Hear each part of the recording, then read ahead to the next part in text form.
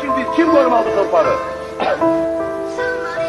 Bütün hamının anası da, başlı da, namusu da, gayreti de bu torpaktır. Bu torpaktan kim kalacak? Merdi meydana kalacak. Mekanın cennet, cennet olsun oğul. Qəbrin nurla, nurla dolsun oğul.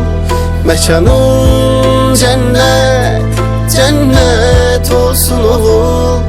Qəbrin nurla, nurla dolsun oğul.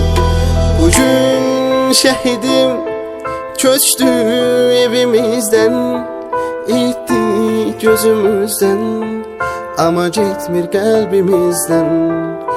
Bugün yine vətən ağlayır. Sen uyu şehidim, sen uyu mezarda. Mekanın cennet, cennet olsun oğul. Qəbrin nurla, nurla dolsun oğul. Mekanın cennet, cennet olsun oğul. Qəbrin nurla, nurla dolsun oğul. Ana ağlama, qara bağlama, oğlun şehit oldu. Yarım ağlama, yüreği dağlama, qəbrin nurla doldu. Ana ağlama, qara bağlama, oğlun şehit oldu. Yarım ağlama, yüreği dağlama, qəbrin nurla doldu.